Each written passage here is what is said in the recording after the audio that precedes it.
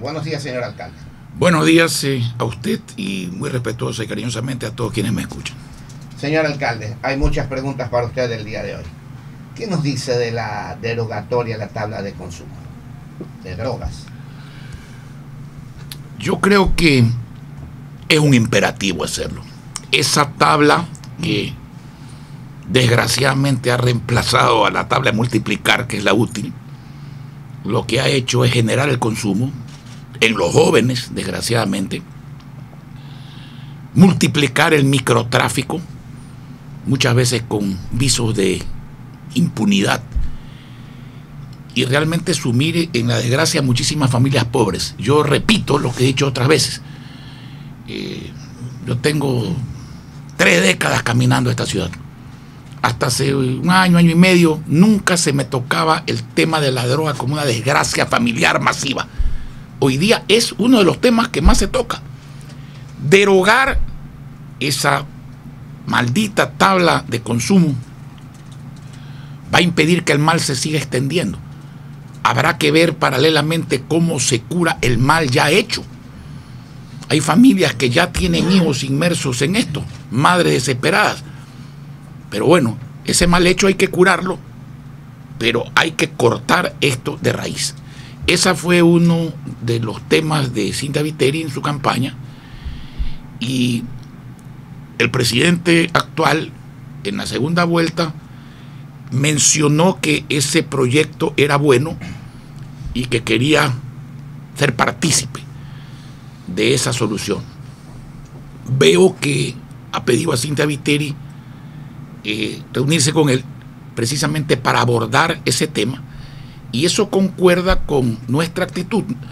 Si ustedes ven lo que ha hecho el bloque de la Seima Era Guerrero en la asamblea, ir concretando su promesa electoral en materia de salud, en materia de defensa de los jubilados, en materia de defensa de los afiliados del IES, en materia de defensa de las utilidades de los trabajadores privados, del 15% que fue recortado, en materia de defensa de la autonomía de las universidades privadas, en materia de defensa de la libertad de los jóvenes para estudiar lo que ellos quieran y no lo que quiere el gobierno. Y ahora, este jueves, se presentará el proyecto para derogar la tabla de consumo. Tenemos que ser claros. Sin mayoría en la asamblea, que no la tenemos, eso no puede convertirse en ley. Yo creo que es positivo que el presidente de la República esté en esa posición, porque se necesitan los votos del gobierno para que esa ley se haga realidad. Y en esto tenemos que ser pragmáticos y tenemos que ser conscientes y tenemos que tener grandeza. Esto demuestra, no cabe otra posición, que frente a un mal que está arrastrando a nuestra juventud y a muchas familias a la desgracia, no caben ideologías, pues no caben diferencias políticas, pues lo que cabe es sumar para resolver este problema. ¿Y hay discrepancias? Claro que hay discrepancias, y van a seguir habiendo, y muchas, pero en esto no puede haber discrepancias. Y yo creo que es un acto de madurez proceder de esa manera. Ojalá se haga rápido y se haga bien. Pero sin embargo, elementos del partido de la asamblea, de parte de Alianza País, no están de acuerdo con las reuniones del presidente Moreno y los demás partidos políticos. Se les ha perdido el pronter. Abogado, el pueblo no tiene pronter. El pueblo tiene inteligencia y sapiencia. Y quiere e intuición. Para él. Así es. El día de hoy, a las 10 de la mañana, en la secretaría, perdón, en su despacho, se va a dar una reunión con la secretaria técnica y de la Secretaría Técnica, doña Irina Cabezas. ¿De qué van a tratar? Del cumplimiento de la promesa del presidente de entregar decenas de miles de casas gratis. Él conoce que nosotros hemos hecho muchas, 35,000, para ser claros, ninguna gratis, subsidiada sí, gratis no, porque el municipio no tiene dinero para hacer eso, pero mucho lote 1, 15,000 familias, mucho lote 2, 10,000, 1,000 lote, 10,000, 35,000. Si usted multiplica eso por 4, ¿no es cierto? Estamos hablando de 140.000 personas pobres que tienen acceso a casas dignas, con seguridades, con servicios, con espacios verdes, con espacios de diversión, etcétera, etcétera. Y el presidente me ha pedido hablar con Irina Cabezas y lo voy a hacer con muchísimo gusto. Yo no he ocultado nunca cómo hacer las cosas. Yo no creo en los secretos, creo en el conocimiento y en la eficacia para ejecutar. Lo que yo digo siempre, el éxito es hacer realidad los sueños de la gente y especialmente de los más pobres. Si mis conocimientos sirven para que ese plan de generar vivienda gratuita se haga bien y se haga rápido, están a la orden. Yo no puedo, ni debo, ni lo voy a hacer mezquinar ese tipo de conocimientos. ¿El plan para todos también van a tratar? Bueno, es vivienda para todos, o casa para todos, creo que se llama el plan. Hay dos temas que van a tratar, el plan para todos y casa para todos. Bueno, usted sabe más que yo sé que se trata del tema de vivienda y que se me ha pedido que la reciba y con mucho gusto la voy a recibir. El tema que tratarán será la iniciativa que usted tiene sobre los planes mucho lote, mi lote, etcétera. No, etcétera. Esa es una iniciativa mía que está convertida en realidad. Yo creo que vamos a tratar la iniciativa del presidente. Por ejemplo, el presidente ha ofrecido miles de casas gratis, pero donde se pueda ahorrar el terreno urbanizado, va a ahorrar dinero que sin duda le hará más fácil o menos difícil, yo diría que menos difícil, cumplir con su promesa. En mi lote hay personas que con gran esfuerzo y a lo largo de 4 o 5 años han comprado y pagado el lote. Y yo tengo un plan que ustedes lo conocen, se llama Construyo, con licencia, con la empresa privada, para que puedan construir sus casas a 20 años plazo, sin entrada, en cómodas cuotas mensuales, pero pagando. Yo no puedo regalar. Claro. Hay gente que puede y hay gente que no puede hacer eso. Entonces, si ahí hay, por ejemplo, 3.000 terrenos urbanizados de propiedad de gente pobre que ya los pagó, pero que no tiene dinero para construir, ahí tiene 3.000 terrenos el presidente para regalar 3.000 casas o 4.000 casas. De eso sí podemos hablar. Y eso hace muy rápida la ejecución, porque urbanizar tarda, expropiar para tener terrenos tarda, organizarse tarda. Y yo lo que creo es que sumando esfuerzos se sirve más rápido y mejor a más gente. Esa ha sido mi filosofía. Lo he hecho siempre y lo seguiré haciendo. Señora, y para que quede claro, porque no faltará algún sufridor, siempre hay sufridores, ¿no? Como la propaganda vía del chicle dada, si ustedes recuerdan. Estoy en contra de los que están en contra y en contra de los que están a favor, digamos.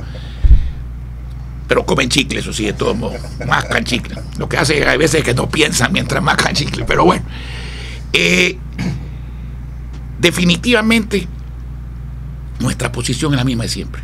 La hemos dicho antes, la hemos practicado, lo hemos dicho en la campaña y lo vamos a practicar ahora. Todo lo que nosotros creamos que en nuestra forma de pensar y dentro de nuestros conceptos, y tenemos derecho a tener nuestra posición, le haga bien a los ecuatorianos y a los guayaquileños, contará con nuestro apoyo a cambio de nada. Y lo que haga mal a los guayaquileños y ecuatorianos, no hay transacción con nosotros, a ningún precio, cero. Estaremos en contra en forma definitiva. Esa es nuestra posición. ¿En base de qué ideología? En base de la ideología de hacer realidad los sueños de la gente pobre. Servir no es otra cosa que cambiar la calidad de vida para bien de todos los habitantes, pero muy especialmente de la clase media y los pobres, que son los que menos tienen y los que más necesitan. Y eso lo hemos probado. Nosotros no tenemos que probarlo. Y esa será la línea. Y no puede ser otra. ¿Para qué se elige a un ciudadano para cualquier cargo? Para que sirva. Para resolver los problemas, no del elegido, sino de los electores. Y eso es lo que hay que hacer. Lo hemos hecho, lo hacemos y lo seguiremos haciendo. ¿Quién propone lo bueno? No nos interesa. Estamos en esa línea. ¿Quién propone lo malo? Tampoco. Lo vamos a combatir. Eso es todo. Internacionalmente, señor alcalde, pasando a otro tema, 20 minutos para las 8 de la mañana. Tiene preguntas del economista Osvaldo Calderón también. Ayer un helicóptero de la policía disparó al edificio del Tribunal Supremo en Caracas. parece que comienzan las cosas a cambiar en Venezuela. ¿Qué comentario le merece? Lo que tiene que cambiar es de gobierno, digamos, a través de una elección libre y pronta. Pero la elección parece que va a demorar y como que la tienen medio amarrada, ese es el temor que tienen. Bueno, es una desgracia lo que ocurre en Venezuela. Eso no es democrático, eso no es correcto, y a mí con franqueza me da muchísima pena el papel que está jugando Naciones Unidas y la OEA. No es la primera vez que lo digo. Cuando no pasa nada, esas organizaciones tienen un papel, pero están hechas para resolver las cosas cuando pasa algo, y cuando pasa algo no hacen nada. Al principio de no intervención y de libre determinación de los pueblos sobre los cuales se basa el derecho internacional, hay que entenderlo en su conceptualidad, pues. Hoy día no puede suceder en un país civilizado, en el primer cuarto del siglo XXI, lo que está sucediendo en Venezuela, sin que haya una intervención legal que no atente contra el principio de no intervención bien entendido, que sacrifique el otro principio de la ley internacional, que es la libre determinación de los pueblos. Y hay formas de hacerlo, pues. Hay formas de hacerlo, que no pasan por el discurso, sino que tienen que pasar por la acción. En Venezuela no hay democracia. Sin embargo, hay países que lo están apoyando, como Evo Morales en Bolivia, y expresidentes que también siguen apoyando a Maduro. Bueno, sí, también había gente que apoyaba a Stalin y a Hitler, digamos, y a Mussolini y a Somoza, sí, hay. En el mundo hay de todo. Economista Calderón, 18 para las 8. Señor alcalde, un mes y unos cuantos días de la administración de Lenín Moreno, casi siempre se espera para realizar la evaluación 100 días, dice siempre los primeros 100 días. ¿Se puede establecer en estos 30 y un poquito más de días la relación de un cambio de forma o de fondo de la administración de Moreno desde su punto de vista? Vamos a los hechos, y yo se lo voy a decir desde mi punto de vista, porque hay gente que puede pensar lo contrario, yo lo respeto, ¿no es cierto? El señor ha empezado por decir y practicar cosas simples, no más sabatinas. A los que no nos gustaban las sabatinas, yo creo que eso nos da tranquilidad. A los que les gustaban, pues les dará añoranza y tristeza. El señor ha dicho, yo no quiero una guardia civil gigantesca a mi servicio. Yo siempre dije, eso es a mi juicio inconstitucional, pero sobre todo inconveniente e innecesario. El presidente ha dicho lo mismo. Yo concuerdo, yo no uso eso, y si tuviera que usarlo, no lo usaría. El señor ha dicho, voy a mantener la dolarización. Es un concepto claro, conveniente. Ha dicho no al dinero paralelo. Y creo que esa es una expresión que hay que tomarla muy en cuenta. El dinero electrónico, y yo lo he dicho muchas veces, entendido como debe ser, es decir, con una especie de tarjeta de débito, que usted vaya y deposite como persona privada o como Estado público dólares, y contra esos dólares se descarguen los pagos, es una facilidad que no hace daño a nadie, pero entendida como una moneda paralela, es una falsificación de la moneda, es una devaluación del dólar y es una afectación ilegítima al patrimonio de todas las personas, especialmente de la gente pobre, que es la que menos tiene. Él ha dicho, no quiero moneda paralela. Eso es correcto. Ha establecido una relación cordial con la prensa y con los empresarios. Todavía no pasa nada con la ley de comunicación y no pasa nada con la economía, pero tenemos un mes. Hasta aquí los mensajes son claros y creo que son buenos. Pero el problema es que el gran problema, importantísimo que exista democracia, importantísimo que exista libertad, importantísimo que se combata la corrupción, pero el gran problema es y va a ser el problema económico. Un Estado enorme, un petróleo bajo, una deuda muy grande, una economía paralizada, deudas de carácter interno con el seguro, con el Banco Central, es decir, con la gente, deudas con los proveedores, empleo que se pierde, y eso es lo que hay que atacar. Esos hechos van a determinar para dónde vamos. Yo creo que hasta aquí es tranquilizador el mensaje, es claro, pero el camino a recorrer es un camino largo, un camino duro, y hay que hacerlo enseguida. Ese Estado, modelo de Estado, que es impulsador de la economía, gastador, consumidor al mismo tiempo que empleó el gobierno pasado, yo creo que el resultado lo estamos viviendo. Pero no es necesario discutir el resultado, ni es necesario discutir el concepto, porque simplemente no se puede implementar hoy día, porque antes había un Estado millonario y hoy día hay un Estado pobre. Antes había dólares en el Estado, hoy día no hay. Entonces los dólares, el crecimiento, el empleo, el progreso y el bienestar y la mejora de la calidad de vida de los habitantes, hay que buscarlo en la empresa privada nacional e internacional, en la inversión que crea producción, que crea nuevas empresas, que fortalece las existentes, que impide que se pierda el empleo que se está perdiendo y que crea empleo para los que hoy día, especialmente los jóvenes, quieren empleo y no lo encuentran, que le da cabida al mundo de los emprendedores. Y eso nace de la confianza y nace de la seguridad jurídica y nace del estímulo y nace de la práctica permanente de una conducta que avale esa dirección. Yo no comprendo, por ejemplo, cómo han denunciado tratados internacionales con muchos países, sobre todo para que la posibilidad de un arbitraje internacional para resolver controversias entre las partes no se dé. Dígame, en el mundo privado, si usted hace un negocio con otra persona, ¿usted toleraría que en la cláusula que diga resolución de las discrepancias se diga que el que va a resolver es la contraparte suya? Usted no lo toleraría, pues no es idiota, pues. Bueno, entonces, ¿usted cree que los países lo van a tolerar?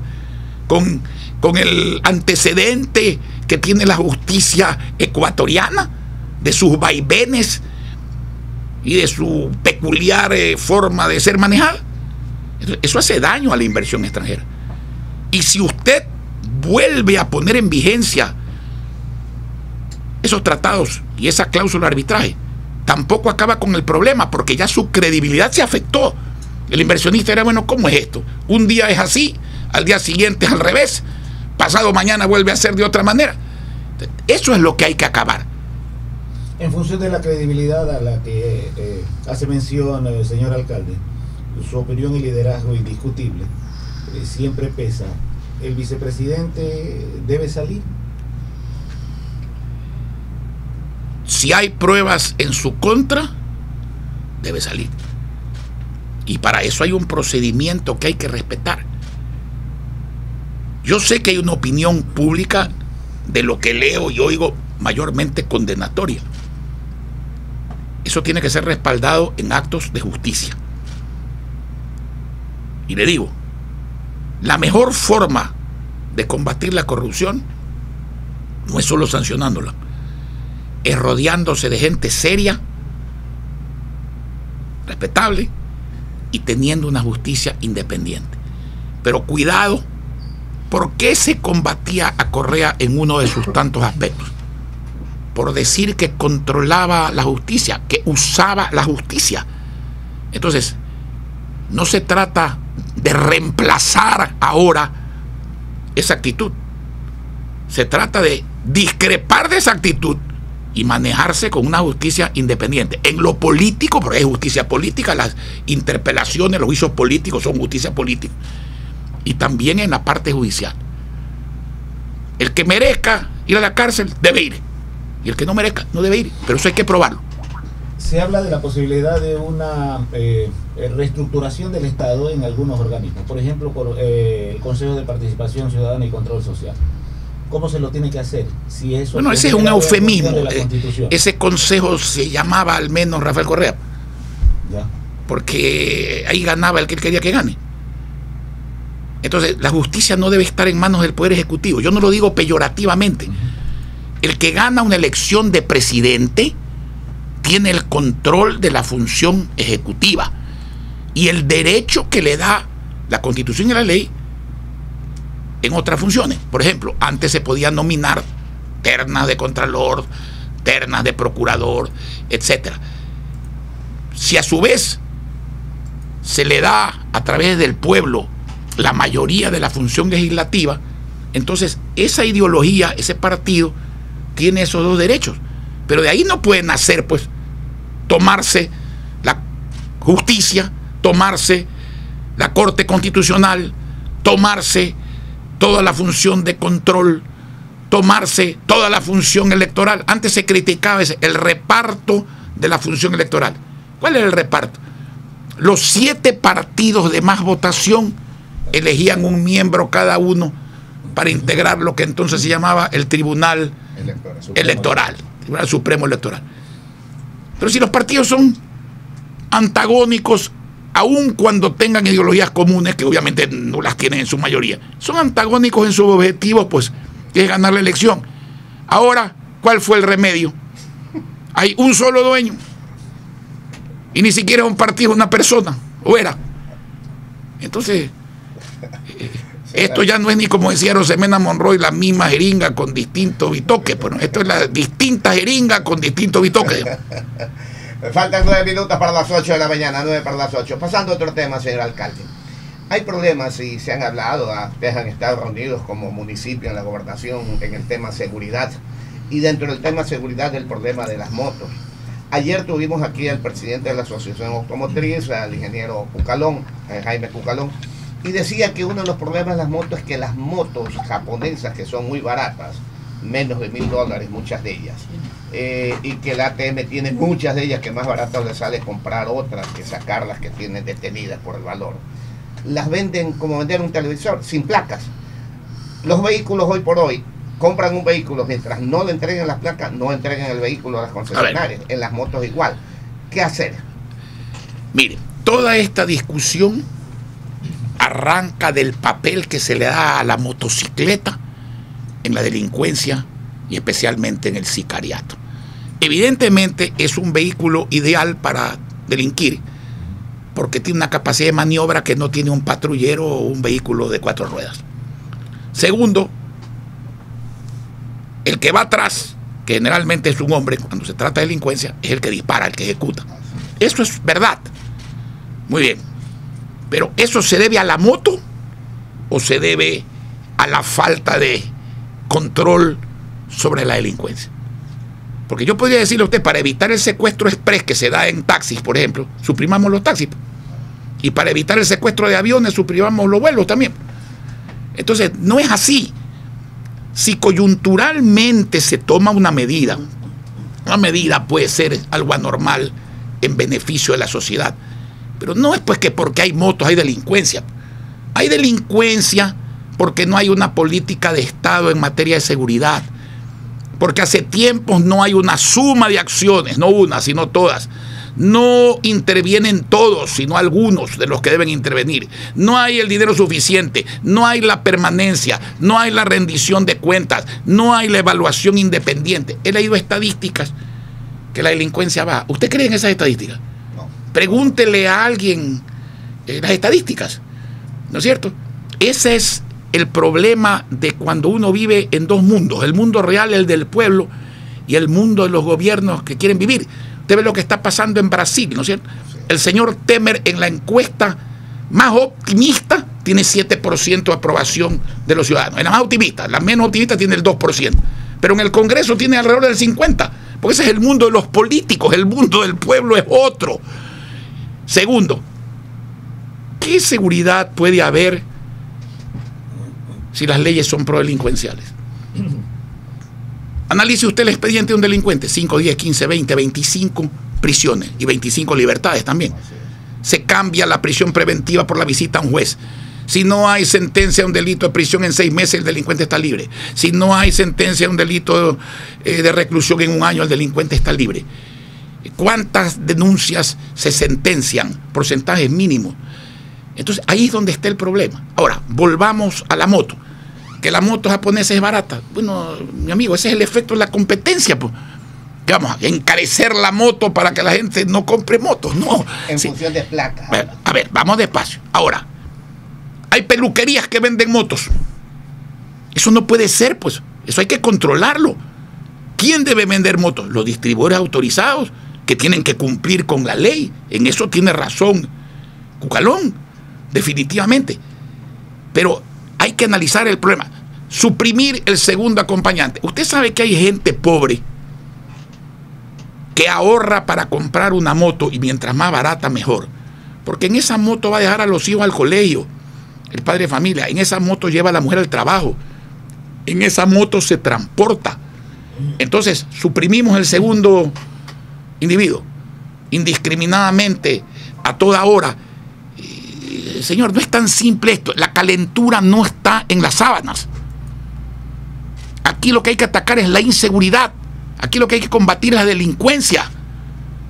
Y la delincuencia tiene causas, sí señor, tiene causas. La falta de formación, la falta de educación, la pobreza que está aumentando. Pero la sociedad no tiene por qué soportar los efectos de la pobreza, ni de la delincuencia. No porque una persona es pobre, eso le da el derecho a delinquir, pues. Más allá de que los delincuentes, señores, en su mayoría no son pobres tampoco. Aquí esto tiene que ver con la droga, tiene que ver con el sicariato, tiene que ver con la usura. No es que aquí hay el hurto famélico, que la gente roba un pan porque tiene que darle de comer a sus hijos, no. O sea, hay que atacar el problema de fondo y no darle la vuelta a las cosas. De eso se trata. Señor alcalde, aquí a través del YouTube faltan 3 minutos para las 8, 3 para las 8, nos dicen lo siguiente, el señor David López. Muy agradecido de su administración, abogado Nebot, pero queremos solicitar un cambio en el sector de la 26, precooperativo 8 y medio, en terrenos del fuerte militar Huancavilca, con DACE para la educación. Bueno, tenemos alrededor de 10 camis en la ciudad y seguimos construyendo y seguimos atendiendo. Voy a llevarme la anotación, voy a ver si tenemos algo planificado por allí, y si no tenemos algo planificado voy a estudiar la necesidad de hacerlo con muchísimo gusto. Acá en el YouTube dice algo más. Dice, lo está oyendo el abogado Jaime Cucalón, dice, perdón, el coronel Jaime Cucalón, me dio la razón de vos, no es culpa de las motos, sino del sistema, que no se cumplen las leyes. Le está dando la razón, mi querido abogado. Por acá tenemos otra llamada, otro dice, esta sugerencia para el abogado Nebot, para el alcalde, que retiren, que no retiran la estación Metrovía que está en el centro norte de la Avenida de las Américas, a la altura de Aviación Civil. Casi no se usa, el congestionamiento es terrible. Use la misma que está frente al Pare de Sufrir para hacer paradas ida y vuelta. Eso, apreciado hoy, es una observación correcta. Lo que no sabe la persona que indica eso es que esa estación fue construida para hacer una interconexión posterior, para no tener que hacerla el día que se la necesite, porque habrá entonces que interrumpir nuevamente con una construcción el tráfico en la Avenida de las Américas.